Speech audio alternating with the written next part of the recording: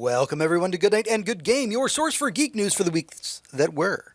I'm your host James, and with me, as always, is my wonderful co-host Hector. Hello. And our fantastic producer John. It's me.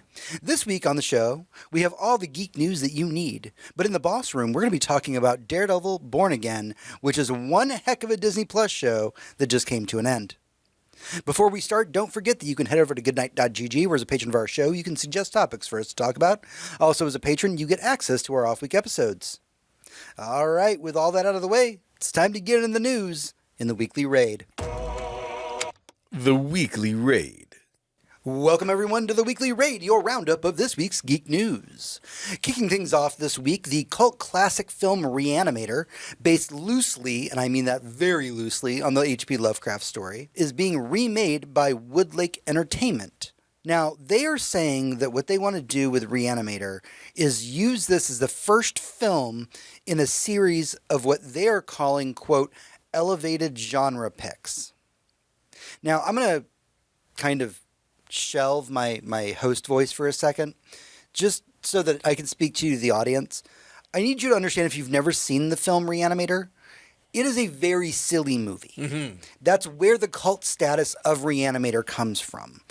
If this film is looking to be a lot more serious, I don't know if this is going to land with people in the same way. Right. Like, camp is more than half of it. Yeah. You know, as far as the vibe of the movie. So the worst thing you can do with camp is not be aware that you are. Mm-hmm. You know, if you're trying to be taken seriously and fail. Then again, a good director, a good, producer would be able to work around that.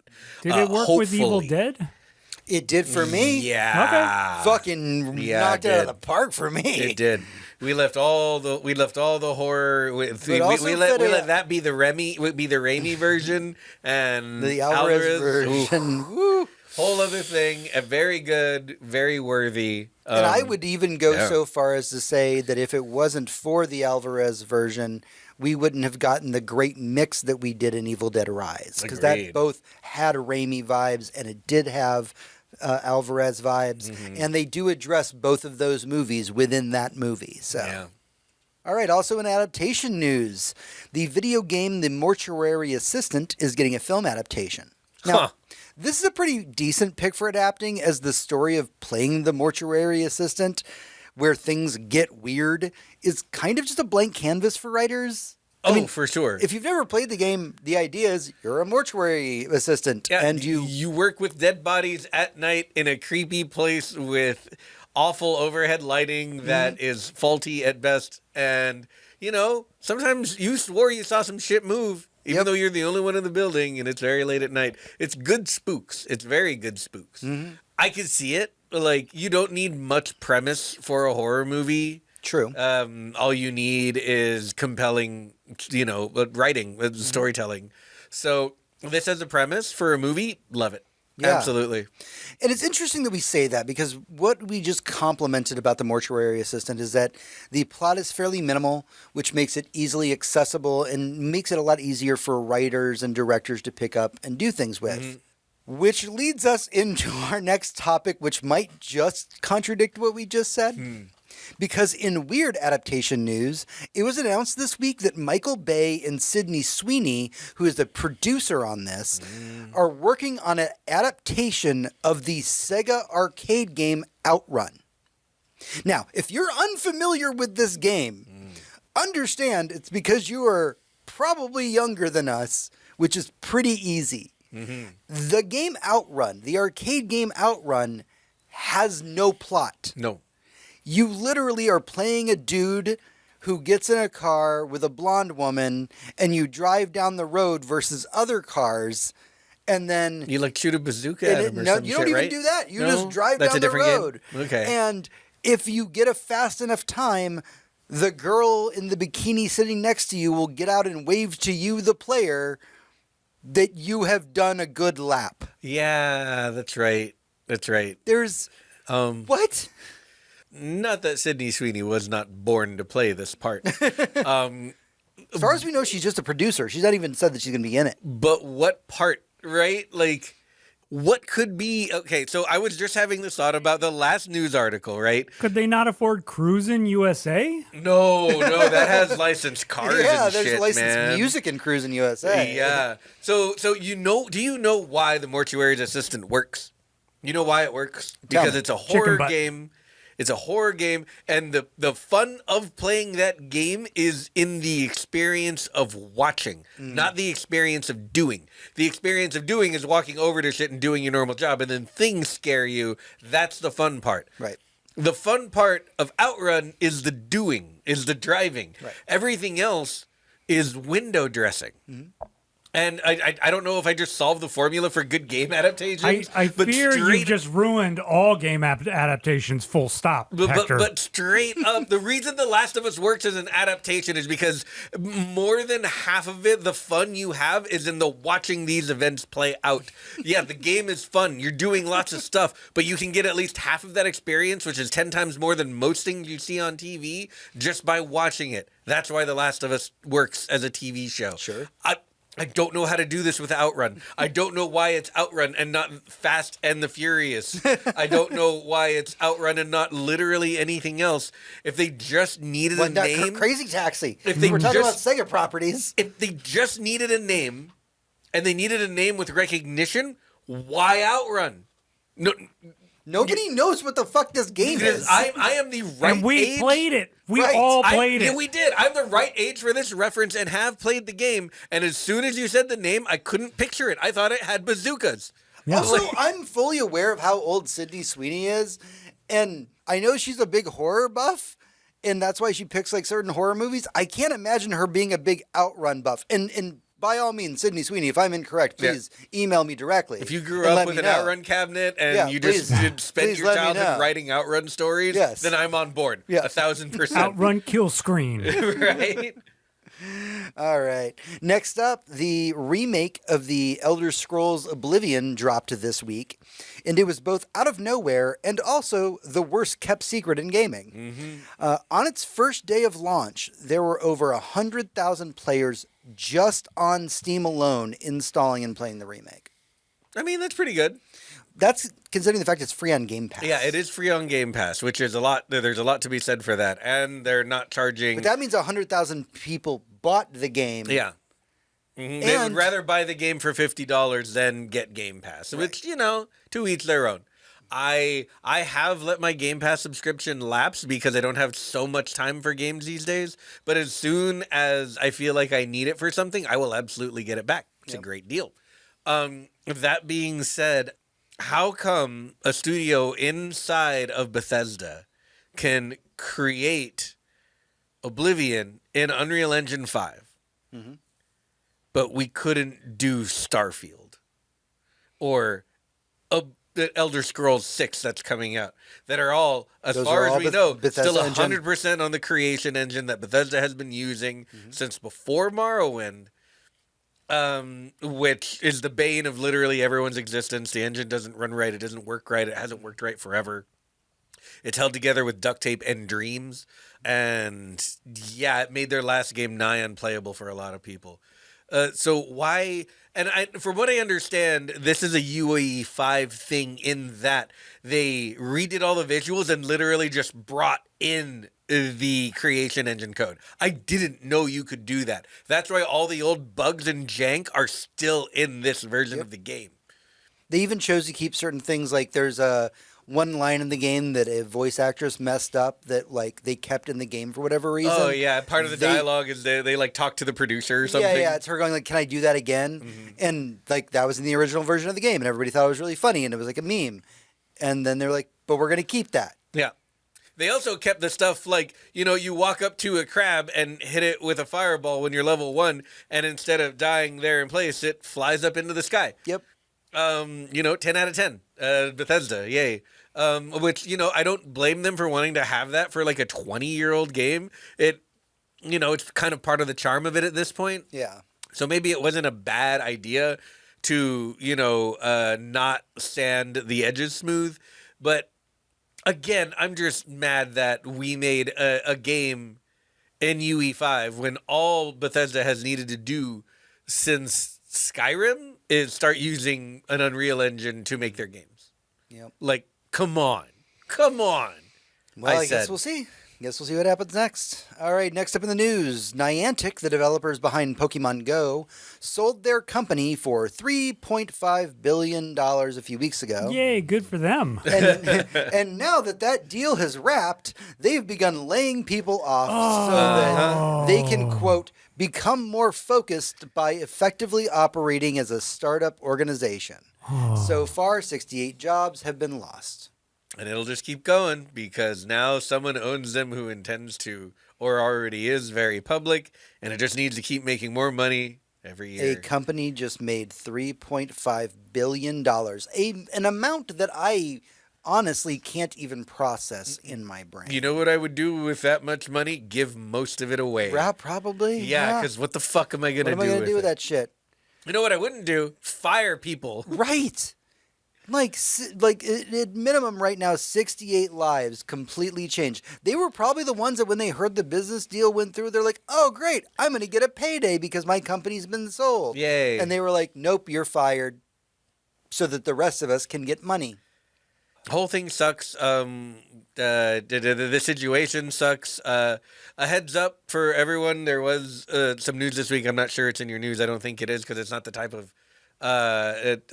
news we usually do, but apparently there are talks to take Discord public here very soon, which that's been going on for a while. Get ready for that. The enshittification of everyone's favorite voice platform. I can go back to Mumble. I can go back to Ventrilo. Fuck y'all. TeamSpeak, baby. That's right. All right, let's go for some bad news to some good news. Matt Karsh, the CEO of Saber Interactive, and that's the studio, if you're unfamiliar, that brought you Space Marine 2. Fuck yes. Donated $5 million to the University of Texas here in Austin for a new program called the Karsh Gaming Institute that will help expand UT's current game development department. Now, a quick aside, if you're unfamiliar with the University of Texas's gaming department, it's a pretty big deal here. Warren Spector, the guy who brought us Deus Ex and so many other really famous games, actually teaches there.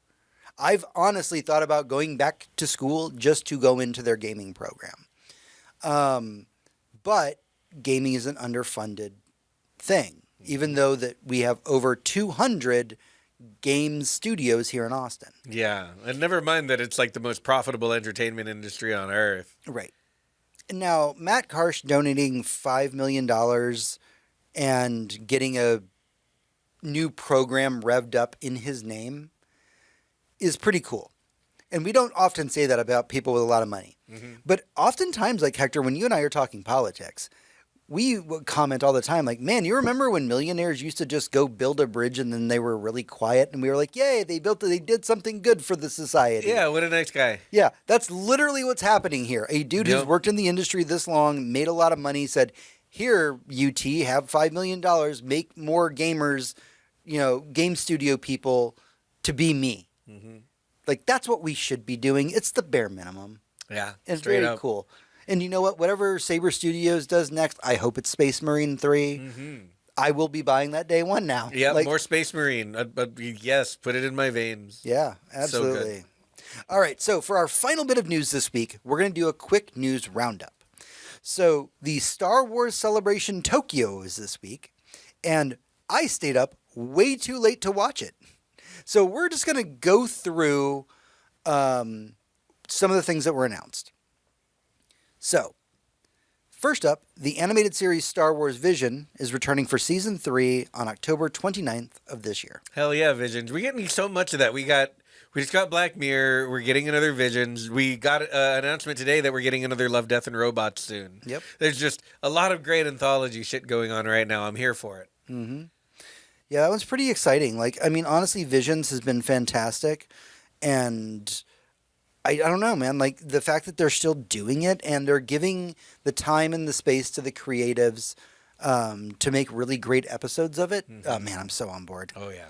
Let's see, what do we got next up? The film that is called The Mandalorian and Grogu will hit theaters May 22nd of 2026 and will be starring, side of The Mandalorian and Grogu, Sigourney Weaver.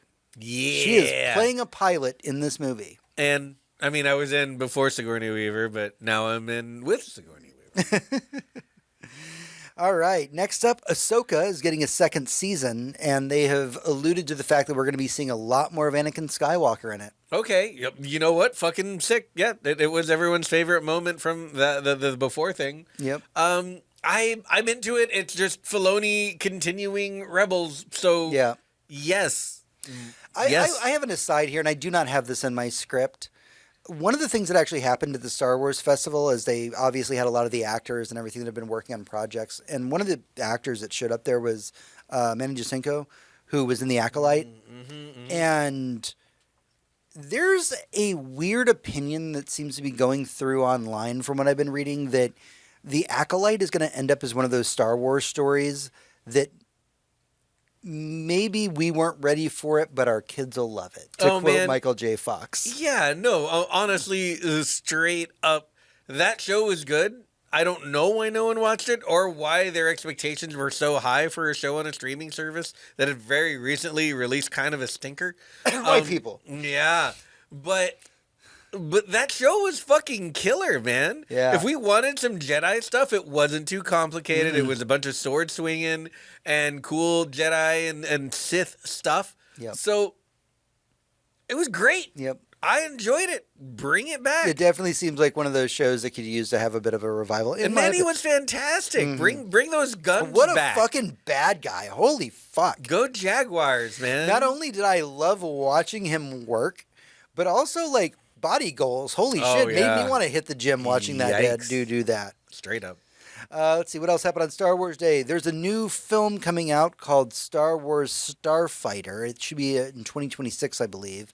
It's going to star Ryan Gosling of all people. Okay.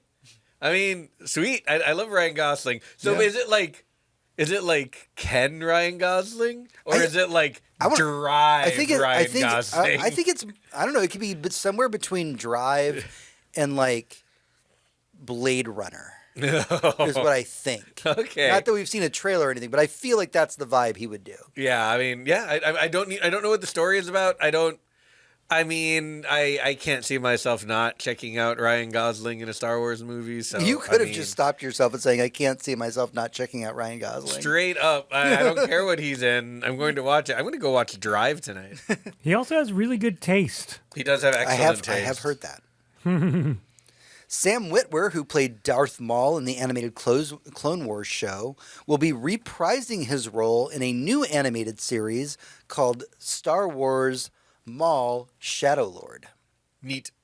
Love me some Maul stuff. Yeah. Let's go. Such a great story arc. It's cool to see more of the character. Never like think about this. Think about how like begrudgingly loved and/or outright hated the prequel trilogy is. But it managed to give us a character on screen for all of like 15 minutes total in the movie that just stuck right in the center of every Star Wars fan's brain for the rest of their lives. That's where all the creativity of that movie went. Yeah. Into that design. It just keeps going and we can't get enough of it. And anywhere we can sneak in Darth Maul, we sneak in Darth Maul. So to that point, I know that we were just talking about Star Wars The Acolyte and how maybe future generations will appreciate it more than we did. Yeah. All of the things that we're seeing with Darth Maul are literally that. Good. The prequel came out, got shit on all over the place. Everybody saw Darth Maul in the trailer, said, oh my God, this is going to be the next Darth Vader. He dies in like 5 minutes. And then Dave Filoni spent the next 20 years giving that man backstory. Yo. So still have faith in the Acolyte, guys. Maybe we'll get some more of that because... All right, the last bit of Star Wars news to talk about is that a new game was announced called Star Wars Zero Company, and it's going to be an XCOM-style game made by former developers of XCOM starring clone troopers. If this is how Disney somehow makes good games again out of one of their franchise, I will be so excited. If you just think about what I'm talking about for a second, like how many really great games do we have based on Marvel properties or Disney or Pixar properties or Star Wars? It is a handful at best over the last 20 years for Star Wars, and literally maybe one or two for Marvel. Like, this is fertile, just video game ground. And they just can't seem to pull it together. This looks so fucking promising and like such a good idea. It seems like an idea one of us would have pitched to him. Like, why don't you just fucking get some guys from the XCOM team and make a Star Wars, a clone trooper or whatever XCOM game? Mm-hmm.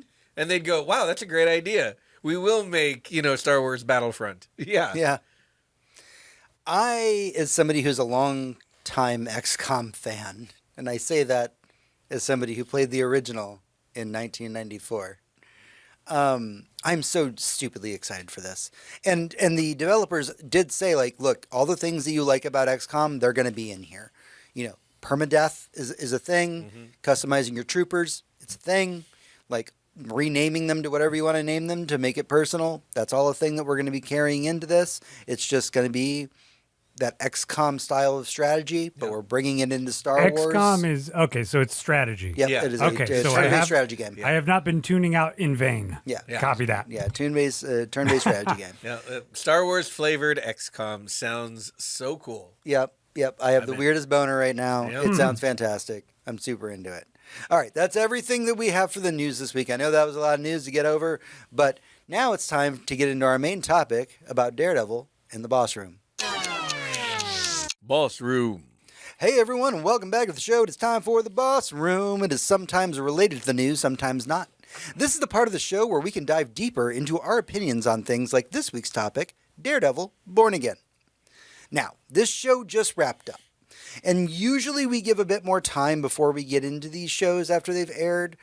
But guys, we got to talk about this. We got to talk about this. We have to talk about this fucking show. I just want to say we will have some spoilers possibly, so just understand that. There's a lot of things that are great about this show. Now, Hector, take over. Go. Tiny little story here. So, James and I and our best friends who we hang out with every Wednesday night to watch a movie have a movie night on Wednesdays. I said the same sentence twice, forwards and backwards. Several weeks ago, at the request of our friend Ross, we decided to take a few weeks of movie nights and create a block for a specific director who had created some truly interesting and unique movies. This was a team of directors who we've talked about a few times tonight with the Wachowskis, Doug Benson and Aaron Moorhead.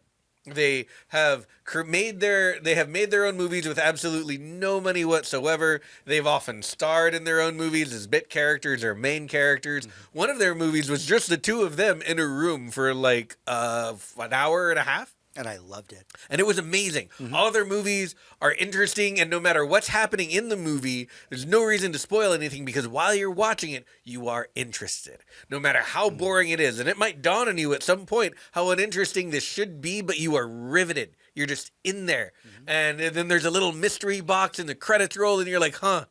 That was a great experience. They don't do horror. They do like horror adjacent. It's horror adjacent. It's creepy is what it is. No matter what it is, it's creepy. And it's mostly creepy because you don't quite understand it. They do that very, very well. And it's easy for a lot of media these days to invoke like Cthulhu and the Great Beyond and the Endless Void and all that stuff. But this does it with such subtlety and without ever naming a thing and just being like, here's some weird fucking shit that happened. It's phenomenal.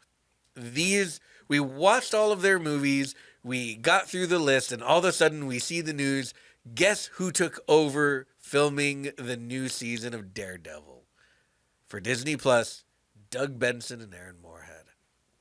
And the most fascinating part about that, as I dug a little bit deeper into it, is this is not their first time working in Marvel. Actually, Benson and Moorhead worked on Moon Knight, a critically acclaimed, very beloved Marvel property. Super great show. Loved every minute of it. Which, if you know anything about them, really fits their movie style because they're into weird. Mm-hmm. They're into really weird. One of the last movies that we just got done watching of theirs was filmed during COVID. And honestly, if you hadn't told me that it was filmed during COVID, I wouldn't know because it felt like I was watching a stage play be translated to screen. Mm-hmm. Minimal sets, mostly talking. Yeah. I overuse this analogy a lot, very like Waiting for Godot, or just about Glengarry Glen Ross. you Lots know, of people talking in rooms. Yep. And when I heard that they were taking over the project for Daredevil Born Again, it kind of blew my mind because we were in the middle of this movie marathon. Yeah. I never knew who these people were. And suddenly I've woken up out of the Matrix and realized they've been working on so many things that I've loved and will be loving in the future. And tiny correction, it's Justin Benson. Justin Benson. It's not Doug Benson. Doug Benson's a comedian. You're right. All I'm right. so sorry, Thank Justin. you so much for fact checking us. Yeah, on that thank one. you for that. Really do appreciate that. But it is Aaron? It's Justin and yes, you were correct about Okay. Aaron. Double Okay, A good. Ron Moorhead. Okay, great.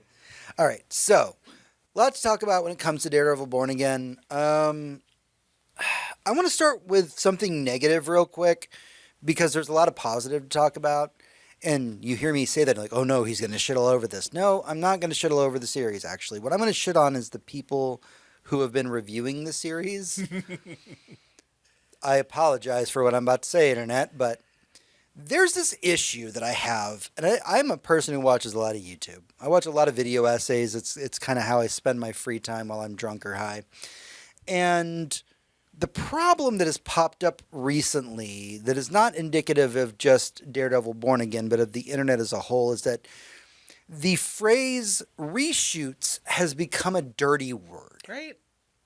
Now, if you don't know anything about Hollywood, you'll hear the word reshoots and the way that people talk about it online, and you'll think, oh my God, the project has failed. They had to do reshoots. Hector, you know more about the movie industry than anybody that I know. And I say that as the fact that John has lived in LA. and I do have something to say about reshoots, but continue. But you know that reshoots are not a bad thing. In fact, they're very common. So here's the thing about reshoots is movies usually, especially at this level, especially when there's a lot of money involved, there's a fucking schedule. Everything you're doing is incredibly expensive and you have dozens, maybe hundreds of people on site doing their jobs, being paid by the hour, and you have exactly this much time to get a shot. And you know what? For whatever reason, I don't know if it's windy that day or we realized someone was wearing the wrong color contacts or the wrong jacket or had the wrong wig on. We fucked it up. We can't get it. We're not doing this again tomorrow. We have a schedule. So no matter what happens, and things always happen because the best way to make God laugh is to make a plan. You decide that, and is included in the budget for most movies, especially at this level. Same with TV shows, reshoot time, where you can slowly slot things in where it's like, man, we didn't get this on this day. We're going to have to move it to the back end of our schedule and try it again. Yeah. And that's all it is. It's not like, oh, they didn't know what the fuck they were doing and they had to figure it out later, like some people seem to be labeling it as. It is one of the lines that a line producer will point to and be like, how much budget do we have for this line of reshoots? And I fought with the producer who brought me out here. I fought with him tooth and nail about this, that reshoots are a feature, not a bug. They are Absolutely. They are what real studios have to do all the time, and why you're allergic to them. But then he fired the entire staff, and now he has AI cameras, which is hilarious. I love it. Oh man! So yeah, reshoots. It's the best way to put it. A feature, not a bug. It's literally saving a bit of money in your budget as insurance from literally God laughing in your face. If there's something going wrong that either no one could have predicted or no one did predict, or a simple mistake that anyone could have made that will not fit in your movie, so you kind of have to redo it. It's a good thing to have. And even when a media article points out, like, the movie went through extensive reshoots, it's usually for a reason that, like, Justice League, once Zack Snyder was off of it because of a personal tragedy, went through major reshoots. Why? Because Joss Whedon doesn't know how to make a Zack Snyder movie. He knows how to make a Joss Whedon movie. So he calls everyone back, treats them like shit, makes the worst cut of any movie everyone's ever seen, takes his name off the project and leaves. That's a bad thing. But that's not what we're talking about most of the time. Reshoots are fine. Literally everything will go through reshoots if they have the budget, if they can. You better hope they had the budget for reshoots. And if they didn't, and if they made a good movie without them, that's a little bit of a miracle. Yeah, so thank you for addressing that. Now, that being said, it is a well-known fact that the first draft of Daredevil Born Again didn't really land as well as they were hoping. That there's a reason why they pulled in Benson and Moorhead. There's a reason why there were a lot of changes that were made to it. You can kind of spot the differences if you like really squint as to like what changes were made to Daredevil Born Again. That being said, I think that people are being overly harsh on this because they're hearing things like, oh, there was reshoots, oh, they brought in new directors, all these things, instead of judging the series based on what it is, not what it was. And I 100% agree. I will say one thing as a bit of a devil's advocate, though. And this is having fully watched the show. A lot of bad faith arguments get made online by a lot of people who haven't fucking watched the show or refuse to for whatever reason, like they heard there were reshoots. I'm not talking about any of those people or their terrible, stupid opinions. I am talking about if you have watched the show, it is very, very obvious that the first episode and the last episode, and the two last episodes are Benson and Moorhead doing their thing. They were filmed later because they were brought in after the fact. And if I'm being 100% honest, they're by far and away the best fucking episodes of the season. It is clear because of how great of directors, cinematographers, and just creators they are compared to what was being made before they arrived. So those 3 episodes that I just mentioned are far and away better than the rest of the season. That being said, the rest of the season is still really good and I love it. We can see what they did when you, if you take the time to think about how this was 1 season and is now going to be 2, then you understand what had to change and why it needed to be better or more exciting or whatever. And whatever changes they cut interstitially into the rest of the season was pretty smart, because overall, if I take the thing as a whole and not try and watch it like 2 separate productions, it all makes sense and it's all good and it's all very entertaining. It's just there are very high points in it that seem to stand out from the rest of the show. I will say that is a fair comparison when you talk about the quality of the show. All right, so let's jump into specifics. Let's open up with the first one. Episode 1, Foggy dies. Oh, I wasn't expecting that, man. I was not either, man. But you know what I really, really, really wasn't expecting? Because, dear viewer, reader, listener, the thing about Benson and Moorhead movies, at least the ones that we've seen, Moon Knight notwithstanding, they are not action heavy. No. In fact, they are not action anything. Considering that the action scene in episode 1 was added in, shot later, and like it's one of the best action scenes I've ever fucking seen. Like, easily and by far. Oh, the stairway fight? Yeah, well, the stairway fight, the entire fight. The second that Foggy gets shot, you break into this fight where Daredevil shows up, he goes to fight Bullseye, and they spend the next, 8 hours fighting up and down stairs through an apartment building that is above Josie's bar, throwing knives, ricocheting them off walls, hitting each other with clubs. Matt gets stabbed like 70 fucking times. I'm not even kidding. That might not be an exaggeration. Also, Bullseye gets stabbed like 70 fucking times. They fight from the bottom of Josie's bar to the top of the roof, all in just basically a oneer that keeps, by the virtue of Matt's hearing, traveling back down the hallway to listen to Foggy's heartbeat and Karen telling him not to fall asleep. All while he continues to fight for his life against Bullseye as he walks up this building, gets to the top, having defeated Bullseye, hears Foggy's heart stop beating, and he throws the motherfucker off the roof. And it's one of the most powerful fucking scenes I've ever seen in a Marvel anything, and that's saying a lot. And oh my God, he was the guy who played Fulton in the Mighty Ducks. That's why I remember that kid. Yes, and he's the very first time I saw him in the first episode of Daredevil Netflix, all the way in the back, I was like, Fulton. Yes. I fucking grew up on the Mighty Ducks. I Can't love those skate. movies. I don't know how to skate. So Stopping you? it was a rough first episode. We see Foggy die. We see Daredevil get pushed to the edge. It's different and it's dark. And we had heard rumors leading up to this series, and this is just from people who worked on it. They said, hey, they were always asked by press, is this going to be as dark as the Netflix show? Can you guys get as gory? And like, there's this like chuckle under their breath in all the interviews. It's like, oh no, we're going to go bigger than Netflix did. It was very much you're not expecting this. It's going to get really gory, guys. Like, I hate to break it to you. Mm-hmm.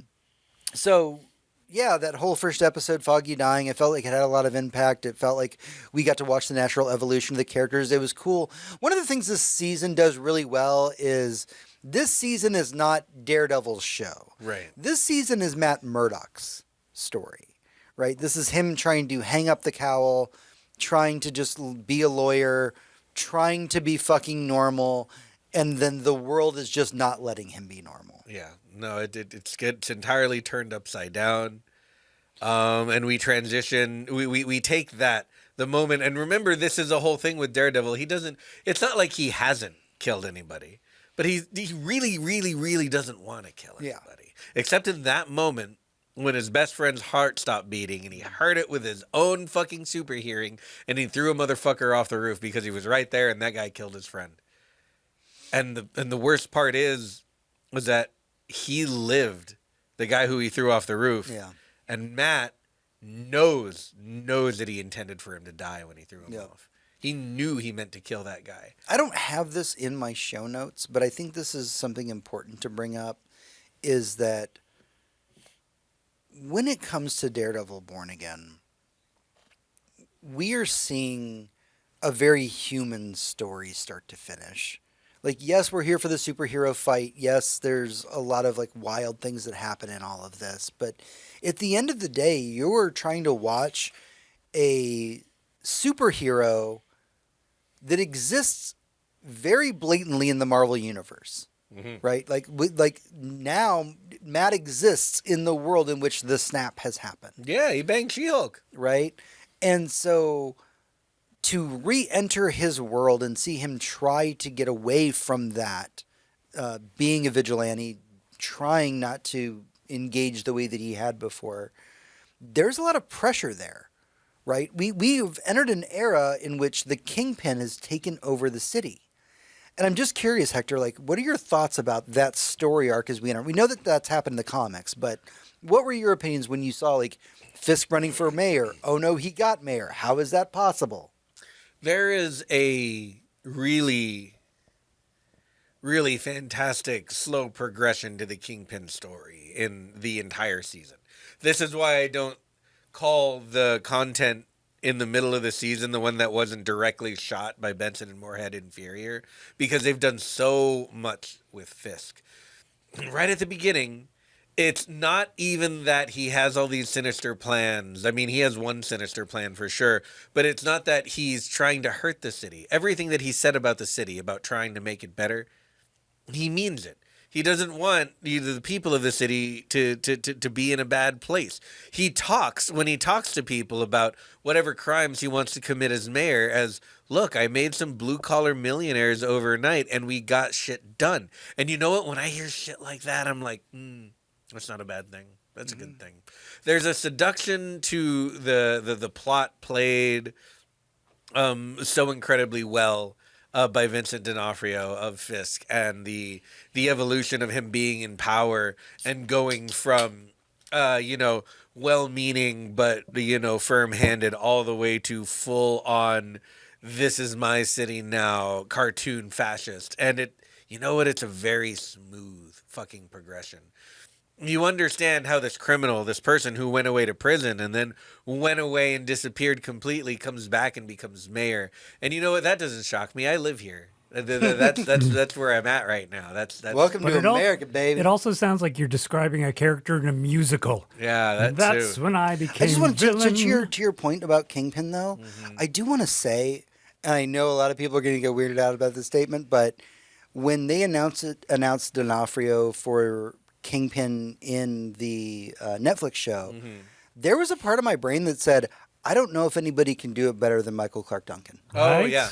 Right? No, you you're may not wrong. You Not may wrong. not like that movie, but Michael Clark Duncan is probably the best thing in that fucking film. Oh, Yeah. hell yeah. No, it's fantastic. He took the role and he was like, oh, okay.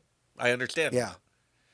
But D'Onofrio, he brings it. He Yeah. does it, and it's great. D'Onofrio made it his own. He brought something to Kingpin rather than just playing the character on the page and in the panel in the comics. Like he made it D'Onofrio's Kingpin, and that's the character he plays. And oh man, there's just pile awards on that man's desk, on his mantle and everywhere else, on his broad shoulders. You know, just put the awards there. And he's 6'4". Yeah, he's he a is. big dude. Okay, I get it. Yeah, And they he's managed to make him huge. not look like a big dude at the beginning of the season, which was they made him jarring. lose so much weight. Yeah. And like he lost so much weight, and then slowly over the season he starts to gain it back, and you can see exactly why. It's he's been very good and very disciplined and eating his vegetables and keeping his portions small, but every once in a while you find out a little bit later he has a cheat day where he Yeah. eats just a fucking family-sized platter of just pasta and fucking sausages and whatnot, and tortures someone he wanted to hurt, all of that stuff. So yeah, it's just man, D'Onofrio as Kingpin it's in this season insane, absolutely insane, just doing the character. Yeah, absolutely. So I think that we both agree that like the Kingpin City Takeover arc feels good, and maybe like 20 years ago we would have been like, that feels unrealistic. But Yeah, how do you take over a whole city with a handful of cops? when you're a fugitive, Yeah. Because it's a city full of cops? yeah, we're gonna get to a lot of that. But seems a lot more realistic now that somebody who's been accused. Anyways, Yeah. let's. So Alex Garland made Civil War, and then everyone decided to copy him and keep making Civil War. All right. I'm fine with that. Hector, let's talk about something serious for a second. And that is the character of Muse. Now, Muse in the comic is a really big deal. He's an artist. He's essentially Banksy. He kills a lot of people. He's evil Banksy, yeah. He uses their blood to paint murals. Yeah. Do you feel like in Daredevil Born Again, Muse was utilized enough, or was he just a throwaway character? Here's the problem that I have with the character as a whole, just from a writing perspective. As far as the show goes, let me start with the show. The character looks pretty cool. But then I saw him on the page, in the comics, and he looks way cooler. I think it's a costume mistranslation. It's a weird I think costume. it's a very hard costume to make look badass in real life, but the clear lines, in the comics make it look great. Fundamentally, my problem with this is that Muse as a character we describe them as Banksy, is they really are trying to make art to make a difference, to make like. You paint murals and people look at it and they go, oh, fuck, that is us. Oh, right on. And then it becomes like a thing that people go by and take pictures with. And people notice his art around town, and I believe it's very pro-vigilante, Yes. and when you're like, oh, yeah, right on. And then they're like, oh, no, wait, he's a serial killer. He's making murals out of people's blood. And it's like, wait, well, is he a serial killer or an activist? And if he's pro-vigilante, does he think he's one, or does he know he's a serial killer? And in the show, they don't really flesh him out that way. They make him a person who is going to therapy because they are truly and wildly insane. And I disagree with a lot of that, too, because one, that's not why most people go to therapy, and two, therapists would pick up on that a lot sooner than our character therapist did.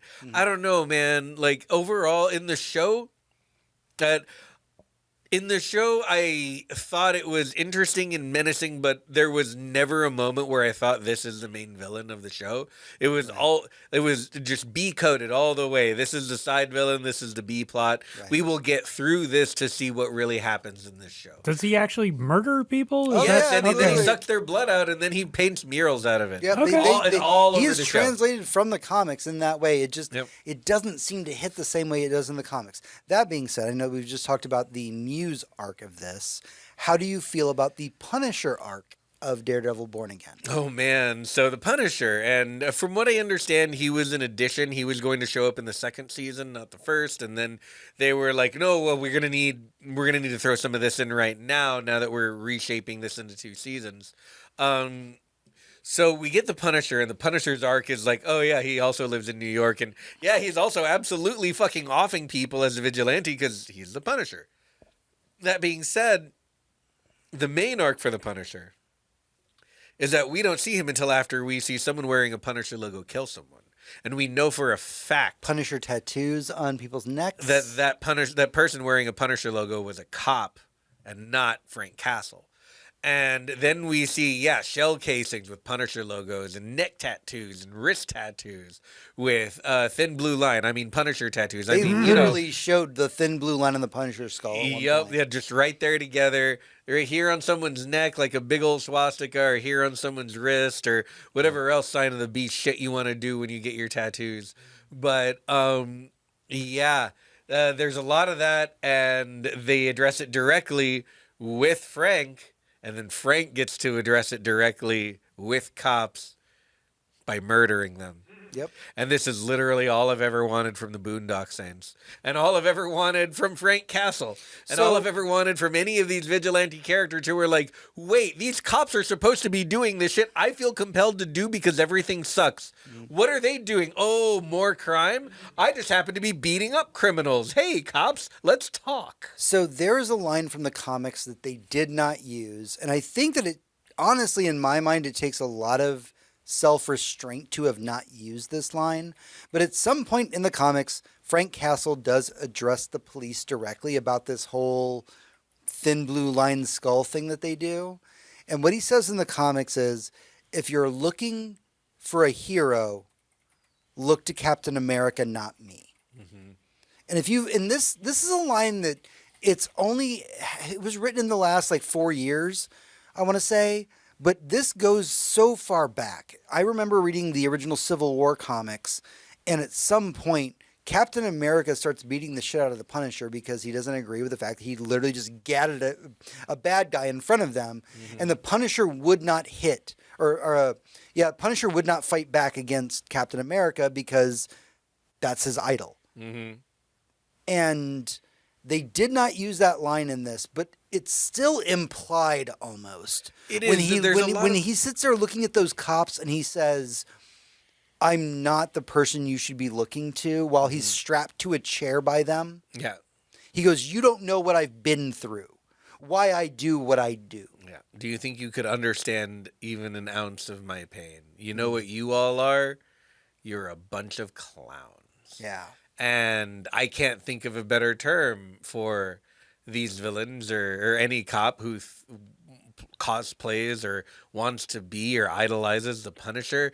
That is 100% not your job. If you want to do that, join the fucking army. Yep. Or honestly, to just go away. But please stop being a cop. Cops are here to help. They're supposed to be. Ours aren't. To be. I'm glad to hear they didn't use that line because as talented as that actor is, and he is super talented.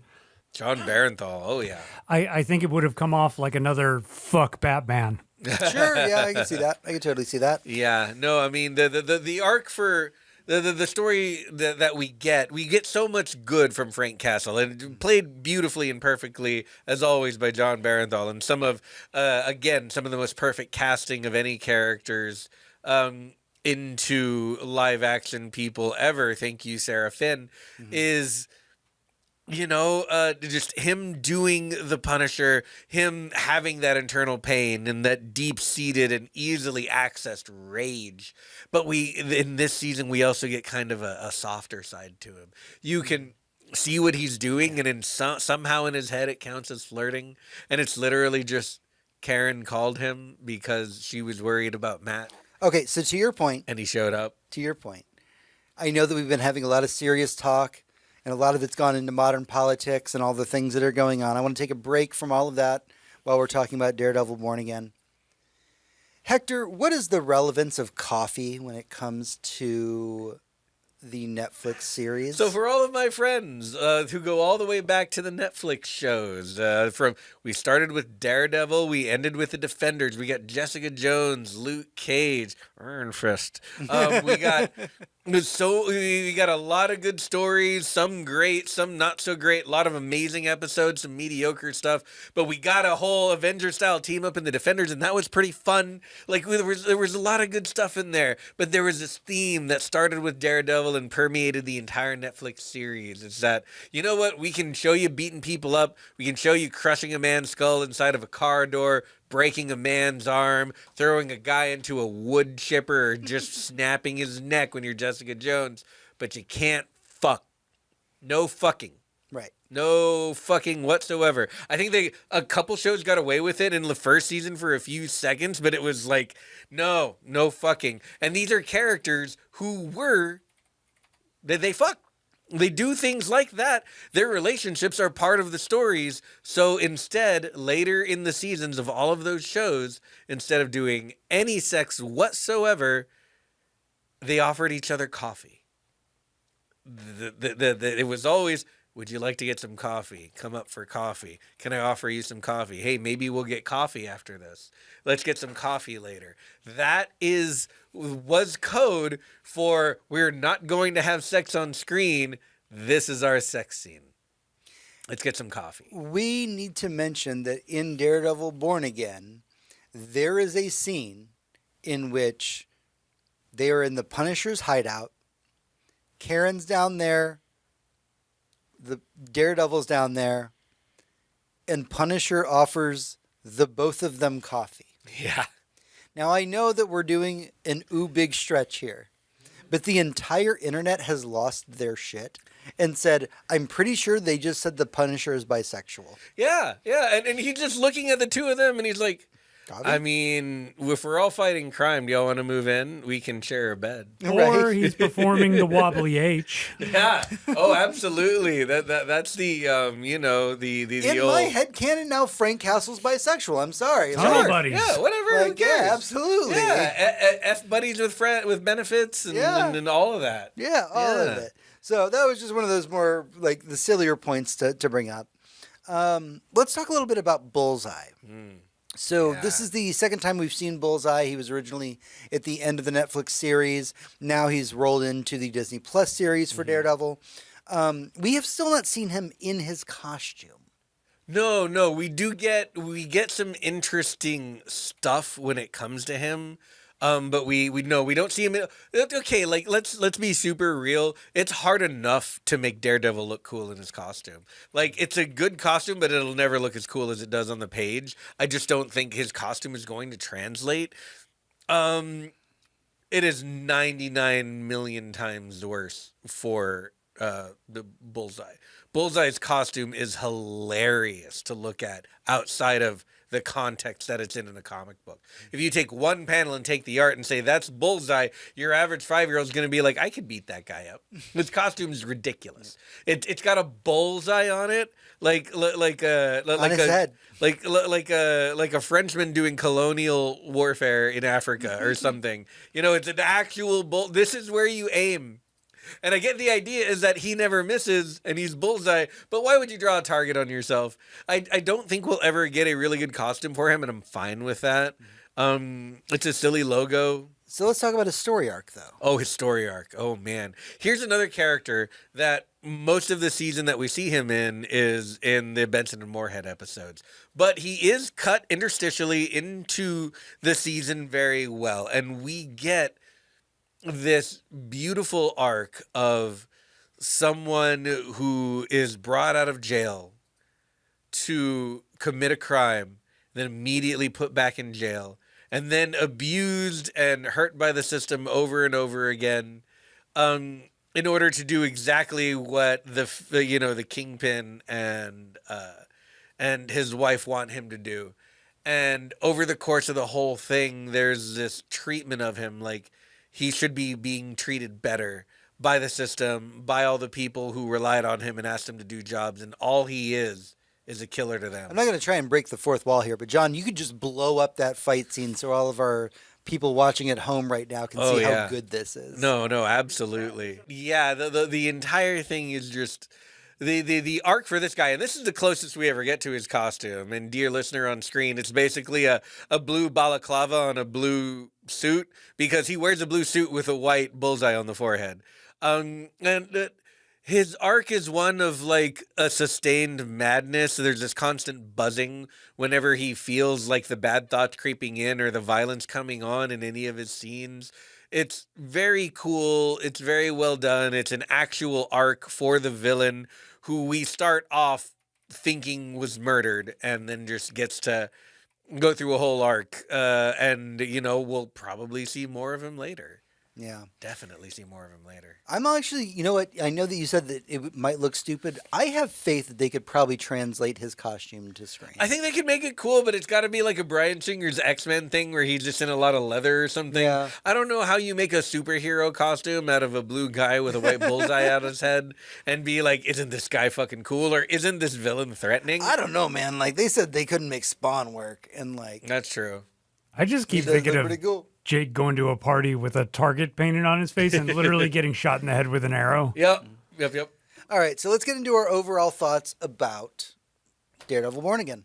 Like, just your breakdown as you think about it in retrospect. We know that this is the first part of 2, right? We got left off on the big cliffhanger for it. But having watched all these episodes, are we back or are we not?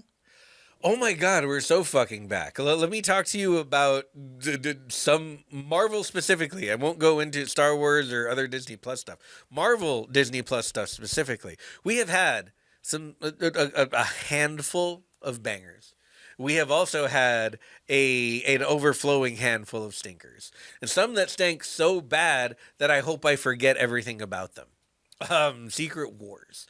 But this... Oh, Secret Invasion. Secret Invasion, I'm sorry. Secret Wars is an upcoming Avengers movie who we will see how that works.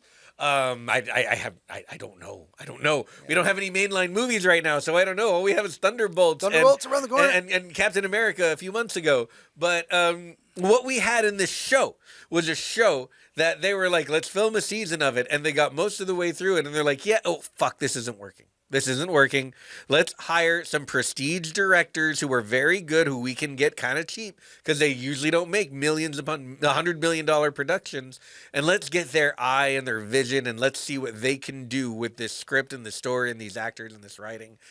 And Benson and Moorhead came in and they, from what we understand, I don't know the entire timeline, so I could be incorrect about some of this, but they took one season and they asked to make it 2, and they reshot a bunch of stuff and insert shotted a bunch of stuff that they filmed themselves, including 3 episodes of the season to try and get it all to make sense and flow correctly and epically into 2 seasons without ending the season on a note that was like, oh, we were just waiting for the good part. The next season's a good part. This season was a good part. And I can't wait for the next season because it looks like it's going to be a fucking riot. But I think we're very much Benson fucking and Moorhead back. have complete control over what's happening in the second part of the season. Yeah. And so we're very much fucking back in that not only did they fix whatever was wrong that could have made Daredevil mediocre or even bad or even just kind of good instead of fucking great. And they're going to carry that into the second season with even more greatness. Sometimes when you hire an auteur director to work in a system like this, you get the Eternals. And that's no shade at all to that director, who is amazing. Yep. It's just, I don't know how you could have possibly saved that project. I don't know how anybody could just make the Eternals, to be perfectly honest. As somebody who's read it, like, I can't think of a way to make it good. Yeah. But this, they took something and they saw the potential in it and they just pulled it out like pulling this, like a fucking pinhead pulling the sinew out of a man to make an instrument. They just made it fucking sing a song to you, and they took all the parts and just crafted it into something beautiful, and it's only going to get better based on the rest that they add to it. And can I just say, chef's kiss to producers convincing the studio that, ooh, this is actually going to take 2 years. Yeah. This is gonna fill my schedule for the next couple of seasons. Mm-hmm. And you know what? Marvel is probably like, oh, cool, we can knock something we weren't sure of off of next year's schedule and give that more time. So, you know what? I hope a bunch of directors who Marvel asked them to work for take a cue from this and go, hey, we might need to flesh this out a bit. What project can you bump back a year to give them more time and them more time? Is this like the director working at Marvel version of paying it forward? Right? It's just like, I can make all your projects better because I need to make mine better. Like, let's do that. We're in an industry where they can't stop talking about overworked everyone.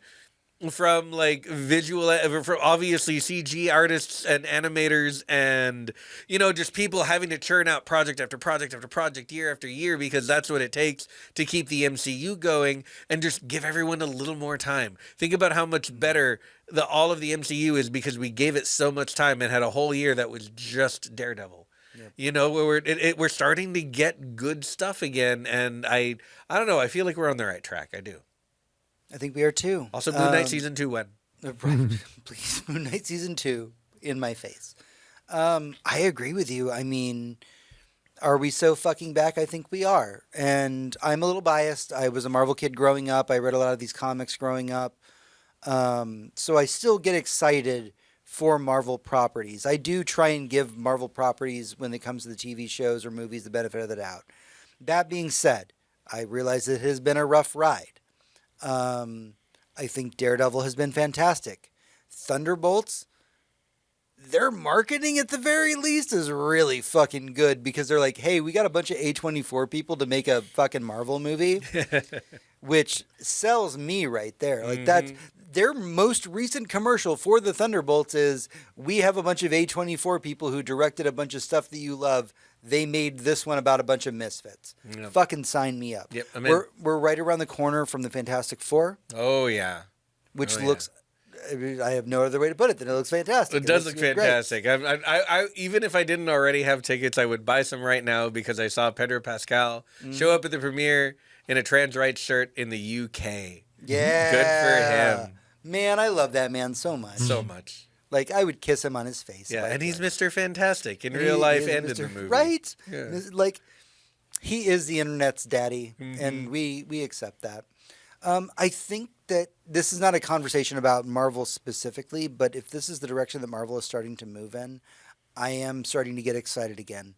You know, honestly, Spider-Man Far From Home or whatever the fuck it was too much after Endgame happened. Yeah, like, yeah. It was like the ride since Endgame has been rocky. It's been tiring because we spent 11 years so locked into these characters. And wait, which one? Was it the one where all the Spider-Men came back? No, we're talking about the one right after Endgame, where he's just mad that where he's sad that Tony Stark. Jake Gyllenhaal. Yep, the one with Jake Gyllenhaal. Yes. And so, as Mysterio, like, I think a lot of us, even though that we love these things and we go and we watch them. I mean, fuck, we go to every weekend, right? We have opening weekends Thunderbolt tickets. Oh yeah, absolutely. We'll be there Saturday morning. And even us who are these fans have gone, man, it's starting to fucking grade a little bit. And what we just saw with Daredevil, what we are potentially seeing with Thunderbolts, I think we are course correcting. And it's like you said, Marvel kind of took a year off. We didn't give any movies for a year. All we got was Deadpool. We got it figured out.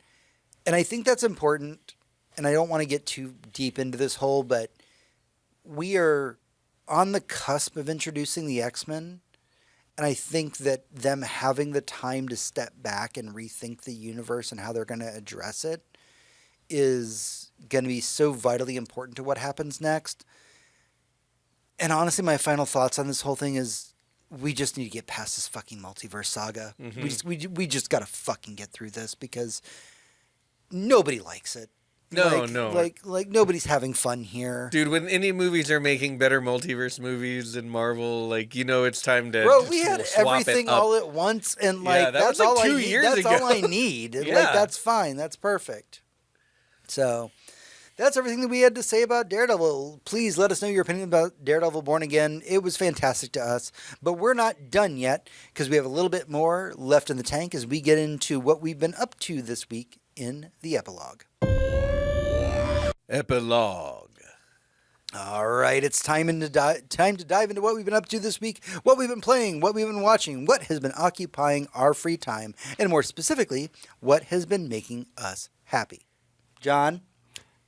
Have you done anything this week? Yes, several things, but I'm going to isolate it down to one. Of course, I've been playing Borderlands 3, more DLC, which I've been having a grand old time of because they just throw all the money and loot at you, so you can just max out all your stats. You don't have to be self-conscious about like, ooh, I don't want to die again because I don't want to lose money because I'm saving up for whatever. It's all spent. Yeah. But I wanted to mention, I brought up Adventure Time earlier, and I know you guys, have both of you guys seen Adventure Time? I have not. I think you should. And for the record, and I say this not just to you guys, but me and a friend who actually worked at SpaceX, a rocket science, my rocket scientist friend, Ben Seepser, we both sat down to watch Adventure Time, and we watched the pilot, and we were like, this sucks.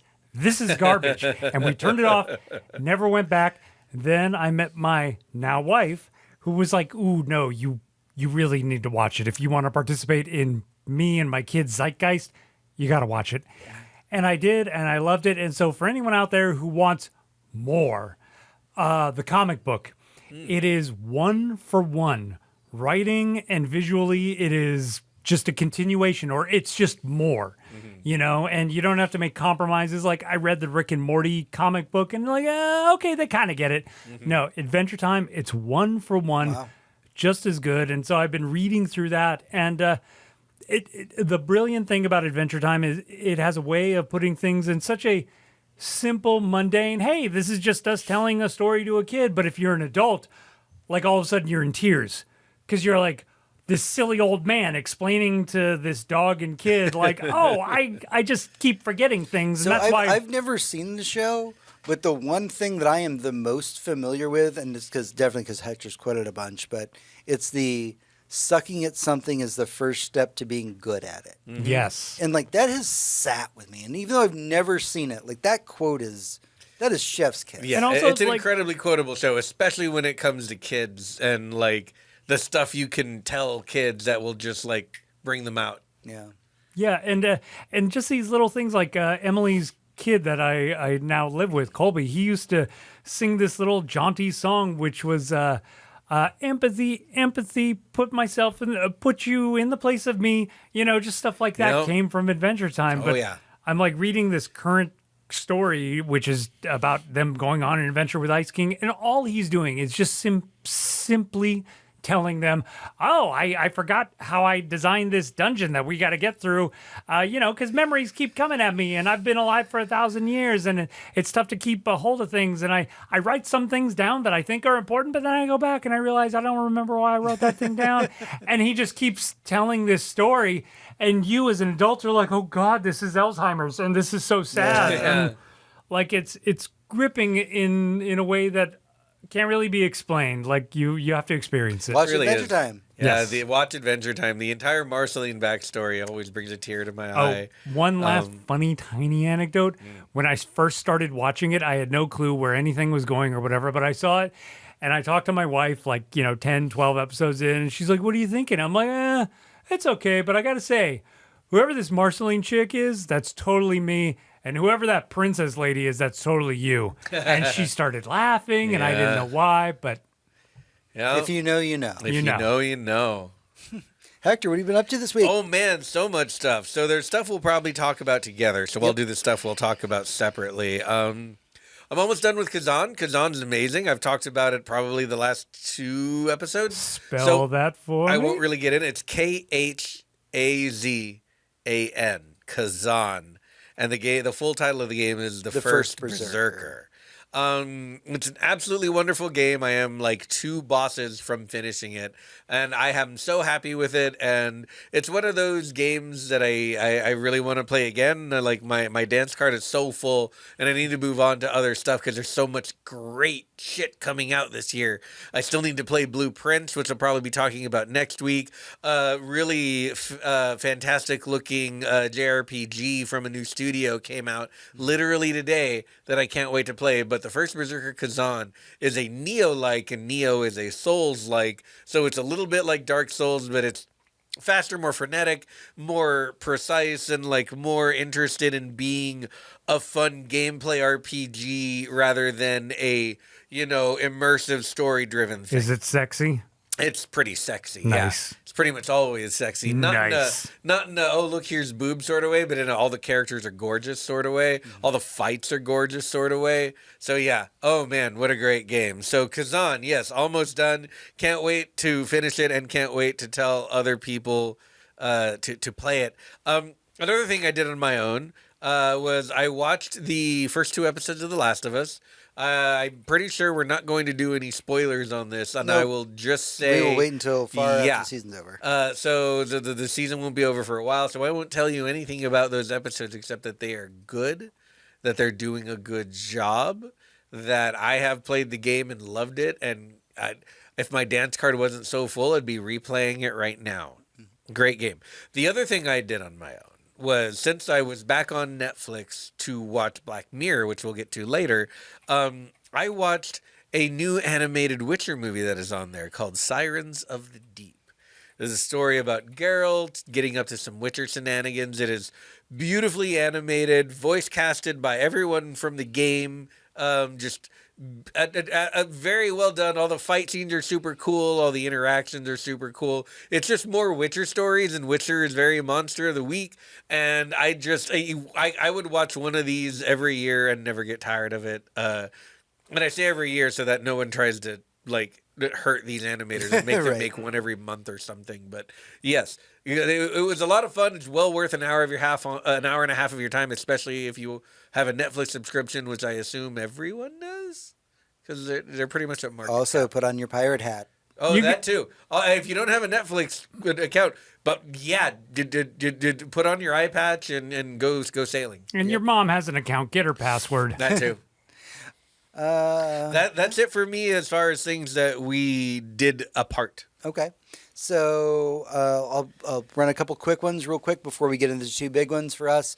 The other night we watched The Quick and the Dead. I've never seen it before. Yeah, it's a Sam Raimi Western from 1994. Pretty good. 4 or 5, one of those. It was pretty good. I'm not a Western kind of dude, and we watched that. And I will say that it is a Sam Raimi movie. Oh, yeah. Like if you had not even told me this is a Sam Raimi movie, I could have watched the camera shots and gone, that's a fucking Sam Raimi. Oh man, him and De Palma, they love their Dutch angles. Yeah, the tilts and the zoom ins and the the split diopter focus. Fucking split diopter. God, I hate it. Oh man, just everything is in focus. And the whole frame is in It's focus. the worst. Can I just say, split diopter, the worst. The worst. Just frame your shots, get what you want to get, and cut to a different shot. No Don't give me focus. that ugly little blurry line down the center. I hate it.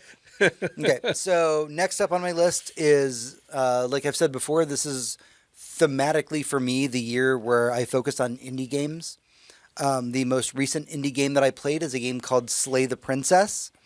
It is a pseudo-visual novel, the way that it uses the visual novel format, but in a way that is kind of unexpected.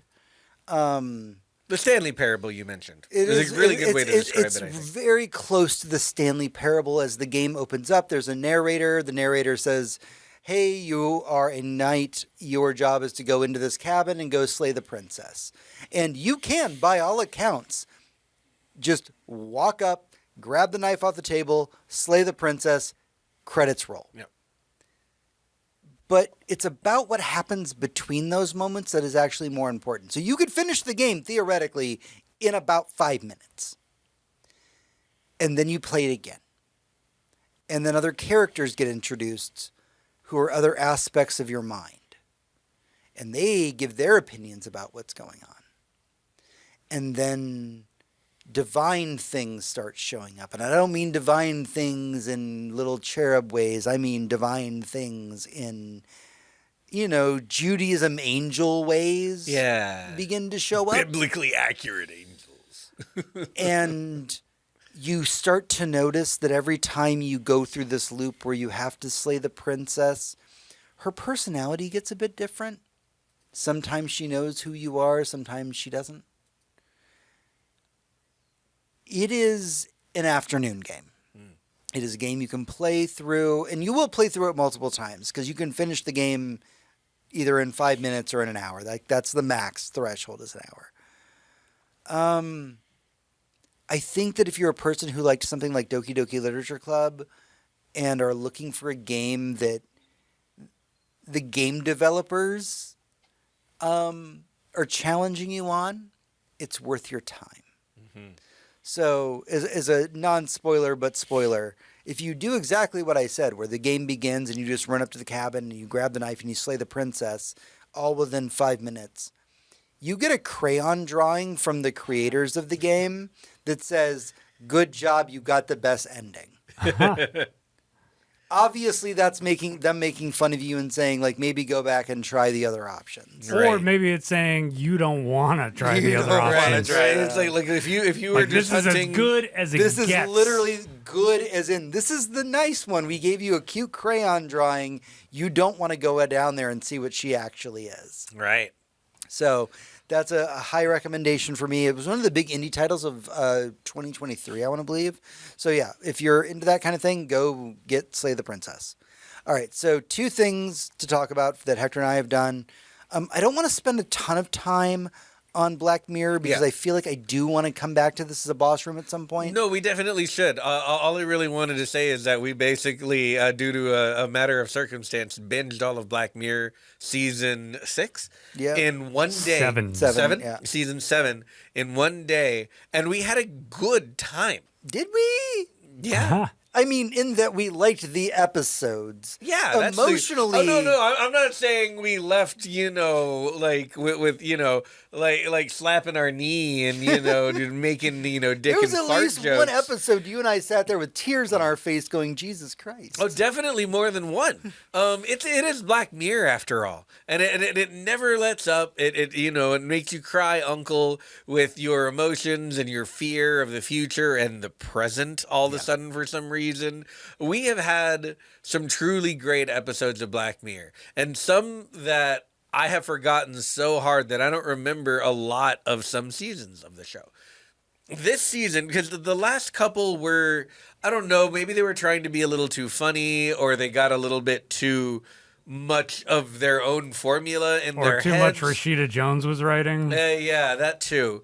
But this season was not, wall to wall San Junipero, but they did have those moments. Mm-hmm. It had 6 episodes.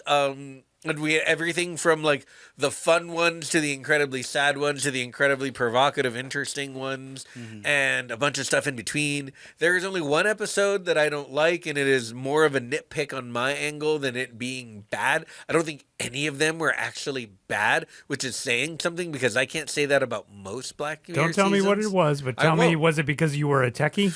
No, yes, that's exactly why. Okay. Because computers don't work that way, and that's supposed to be the whole point of the show, is that the problem is science fiction, not magic. There's my soapbox, but we don't need to spend any time on which ones are which, but I will say that it is a good season where if you were turned off... We will do a full episode about this. If you were turned off by Black Mirror season 4 or 5 or any of the, live interactive Bandersnatch stuff, this is very good. Mm-hmm. This is very good. I will say, and I try not to. I have tried for many years to relieve myself of the pretentious fuck that I was in my 20s. 20 years ago. Never dies completely. This is one of the most hipster things that I will ever say on this show. I was watching the original Black Mirror when it was coming out over in the UK. Mm-hmm. Nobody here in the U.S. knew who it was, and I'm not going to take credit for this. My coworker Moss, he handed it to me and said, "Dude, you need to watch this." And those first couple seasons of Black Mirror are so tense. Let's talk specifically about the first. I want to say it was the first episode, the pig fucker episode. You'll know which one it was. That's the one where the guy fucks so a many pig. guys got in trouble for putting this show on in front of their wives because it's a critically acclaimed show from the BBC. Wait, did that Prime Minister just fuck a pig on television? I will say, as somebody who watched those original seasons, when the show did come over to Netflix, I was one of those people that was like, I don't know if this is as edgy as the UK version is. Right. I will tell you that the first episode of this season of Black Mirror absolutely feels this way. Oh, yeah. If there's a word I can use to describe it, it would be capitalism claustrophobia. Yeah, so and, just and watch none of it is far-fetched. And just watch it. It just feels Just bad. watch All it. right, the last thing, because we are going to do an episode about the Yeah. season of Black Mirror soon, but the one thing that I think we should both mention, We no have spoilers, to. no spoilers, No spoilers. zero I would spoilers. never. I would not. never. Oh, my God. But you must. You are. If there's straight one up. thing you do this year, Do it now. Not this year. Do pause it now. the stream, Look. pause the episode.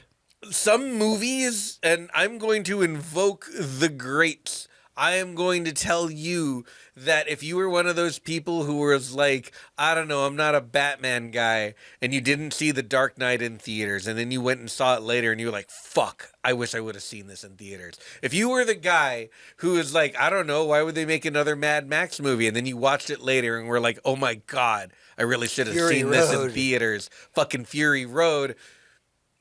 This is that movie. Whatever you're doing, if you have not seen Ryan Coogler's Sinners, go watch it in theaters. Not, I'm busy, I'll do it later. Go do it. Just blow up the trailer full screen. Make it, for anybody that's watching, put out that trailer. so Go everybody do can see it right now. This movie was so fucking good beginning to end. It has scenes in it that changed the game for me. It has scenes in it that blew my mind. It was filmed on 70 millimeter film. You can watch it in IMAX if you're a very lucky boy and there's a good There IMAX are 10 near locations you. across the world that they're doing it. Yeah. Like, my God, this movie. I cannot praise it. The highest praise I have ever given a movie. And I will say it very honestly because I had this thought while I was watching it. It's always an involuntary thought. It's never something I'm thinking going into the movie. But if I'm watching a movie and I think to myself, God damn, I can't wait to see this again. Best praise I can give to a movie. And I fucking had that thought during this movie. And apparently you guys don't need to be pitching this to anyone because apparently everyone already went out and saw it. And they should. Yeah, no, and yeah. if you haven't seen it, go see Just it. go see You're it. the only one, so get out there and see what your friends Whoever are talking is about. listening to this who's like, wait, what movie? Go watch this. Go watch this in theaters right now. It's so fucking good. I cannot. You know what? If you hate it, I owe you an ice cream cone or something. I never have. I seldomly have this full-throated of a recommendation, but with my whole How have chest, we had go see two Sinners. amazing vampire movies in less than 6 months? Right? And I say that as What's somebody happening? who I don't even know if I would call Sinners a vampire movie. Ah. Hey, and I can't say that without spoiling it, so I won't. No. But it is, and enjoy the music. I was literally showering to the entire soundtrack earlier because it's so good. I have been bumping this soundtrack since the night of the We've been day I playing saw the Marvel movie. Rivals together. Yeah, I listen Blasting to it the in the morning. I soundtrack. brush my teeth to this shit. It's so fucking good. This movie is, oh my God. If you've seen it, go see it again. Good. If you can, go see it in IMAX. Like, holy shit. So far, my movie of the year. Yeah. It's going to take a lot to dethrone this movie. Yeah. It is brilliant. It is beautiful. It is dark. It is sexy Oh, so sexy. in a lot of ways. Oh, yeah. And, Man. it has so many things to say. Yeah. Oh, and that's the thing, is that it's not just entertaining, it's that it's talking to you the whole time. Oh, it's so It's not fucking subtle. good. It is No. not subtle whatsoever. Sinners. Go see it. Go watch it right now. Go watch it. All right, that's everything that we have for the show this week. Don't forget that you can head over to goodnight.gg to become a patron of our show. You can head over to facebook.com/GNGGcast where you can chat with us, as well as at GNGGcast on Twitter and goodnight.gg on Blue Sky to talk to me directly. But until next time, for Hector, this is James. And for James, this is Hector. And for you, this is me. Everyone, good night. And good game.